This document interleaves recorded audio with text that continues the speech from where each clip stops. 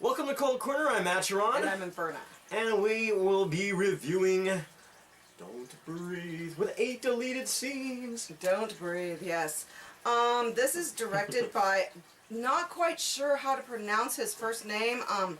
So if I get it wrong, sorry. FedEx Alvarez. It's Fede or Fede, no, we don't know. Fede, we aren't quite sure, but Alvarez is his last name. And it stars Stephen Lang as the blind man. Yeah, the character, the blind man. Yeah, like the main antagonist. Mm-hmm. And then it also stars Jane Levy as Rocky, which is like the main female character. Mm-hmm. Yeah. Dylan Minnette as Alex, which is the younger of the two main characters. Yeah. And Daniel Zovato as Money, the older of the two main male characters. Mm-hmm. And what this is about is these three main characters, all like young adult age, you know, not a couple in their like early 20s probably. Yeah, not too long out of like say high school, but you know, not like young. Yeah. They all are into robbing houses and stealing like stuff out of it. And they have their reasons why they want to do it. They want to get quick money. The girl has a bad home life, and we don't know much about the older guy of his home life, but obviously they're together. Maybe they were going to go and be in California together. Who knows? Yeah, because she mentioned she wants to go to California. Yeah. So. And get out of Dodge, and they have a little teeny bit of like the family issue, which you know doesn't look that great. And the younger boy, he's got like some money situation with his dad too, or something. Yeah. Some crisis there. And the younger boy's dad is like a security guard or something. They don't show it in the movie. It's in one of the deleted scenes. Yeah. So. Well, they mention it briefly in the movie. Yeah, you know, like get the keys from your dad or whatnot, and you know he sees like a security guard thing, you know, like a badge or something, but you know, like a security guard for like ADT or something like that, you know, home security system. So they have keys to get into these houses that they break into and then, you know, steal stuff. Right.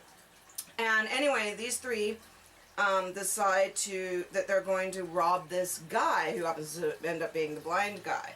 Because the older of the guys, Money, said he heard about this guy and his daughter got killed and he won a whole bunch of money from the settlement from it.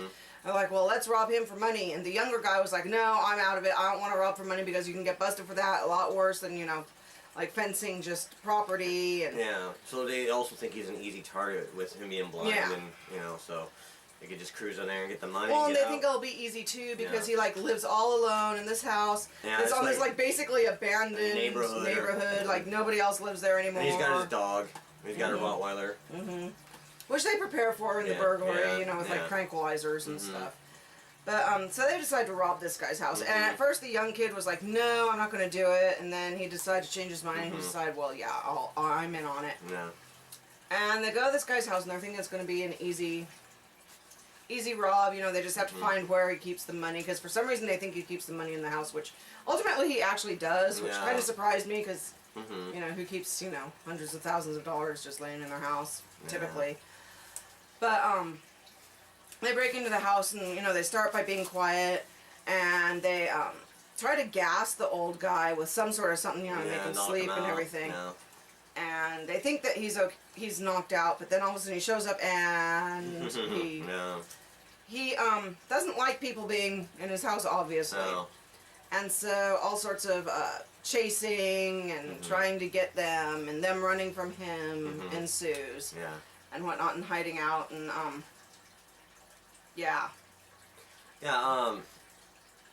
what happens really is they pick the wrong person to mess rob. with, basically. And this guy was an Iraq war veteran, and so he's skilled, you know, and he basically makes his house into his own kind of like trap, or you know, like I mean, well, and it helps because he doesn't need the light to see, and they do because he's blind. So I mean, it can be pitch black in there to him. He doesn't get crap. You can see he's vulnerable, but he's also very skilled, and he uses his senses very well. And also with his dog helping him, I mean, you know, it's not the best place to rob. Well, and he's been blind for a while, so he's been used to it for a while. He's gotten used to it. It's not like he just was recently blinded and is like still trying to learn how to get around and stuff. Yeah. And this is in his house, in his turf, where he knows where everything is. Basically, at first you think he's the victim. You know, you feel for him, but then when you see what's really going on, he turns them into the victim, the robbers. You know, and he's also got a secret in the place. Yeah, as he well. has a secret that's Makes it going more on darker, that you know, he's not exactly your just run-of-the-mill old dude. He's got some issues.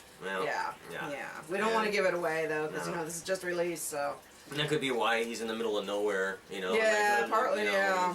Yeah, and his house is pretty like caged in, you know, with bars on the windows and everything. Yeah.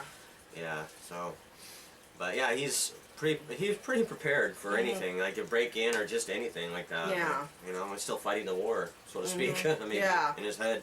But yeah, this is a really good movie. The acting is really good.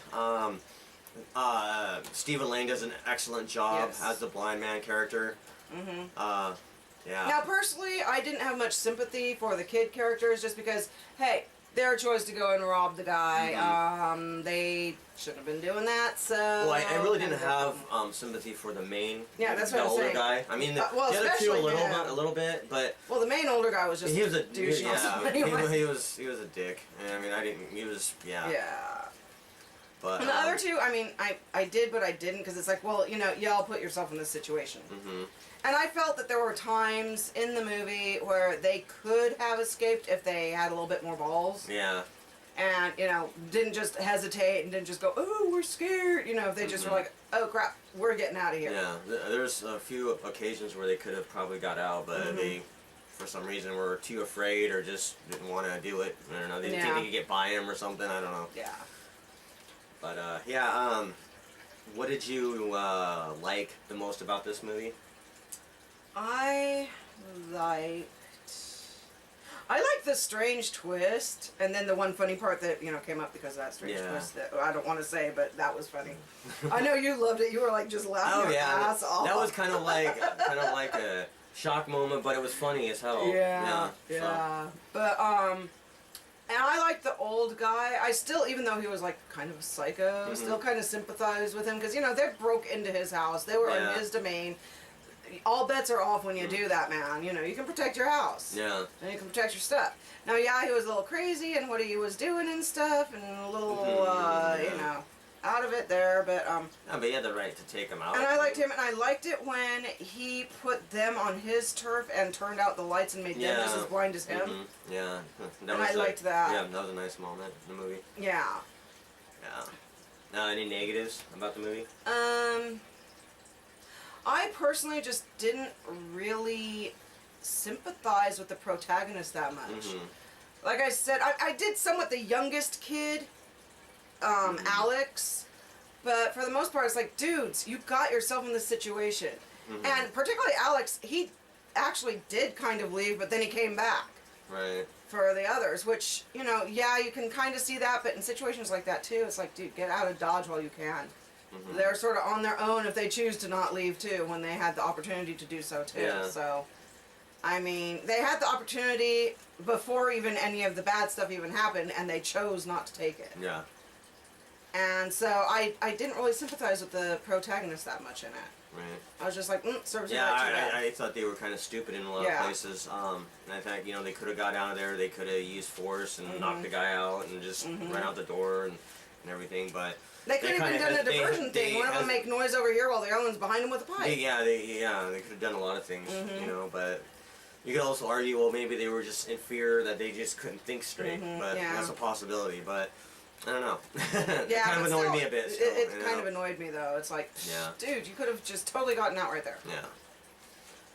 But this was filmed in Detroit, Michigan, and that's one of the things I like because you actually see the abandoned whole neighborhood. Yeah, the abandoned neighborhoods and the graffiti. And that's very true. That's happening out there right now. So, but they did film like the insides, I believe, on a set of the house. Yeah.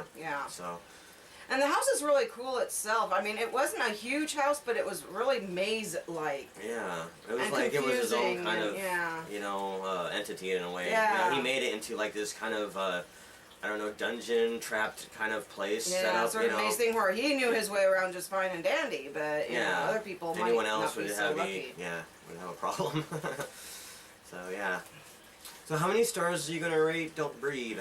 I am going to give it a 7. Okay. I'm gonna go 8 out of 10. I think this is a pretty solid horror thriller. It definitely deserves a watch, so go check it out. And this is the Blu-ray. And actually, version. there was one of the little bonus cut scenes that I personally feel if they should have left in the movie because it explained a lot more the motivation of why the youngest guy decided to go ahead and rob it after he had first said, no, I'm not going to do it. And I think that would have been nice to have left in there, which they didn't do. But you can find it in the cut scenes, in the deleted scenes. So, but I do feel that that would have made a little bit more sense. You know, having that in there instead of having it cut out. I mean, it wasn't a major thing, but, you know, it was like, oh, well, that's why he decided to, instead of just, oh, no, I'm not going to do it. Oh, yeah, I am. You know, which is kind of how it came off in the movie. It's like, well, why did you change your mind? Yeah. So, yeah, go give this a chance. I think it's pretty good. I think you guys will like this. And we're going to get out of here. We'll see you next time. Hail to horror. Hail horror.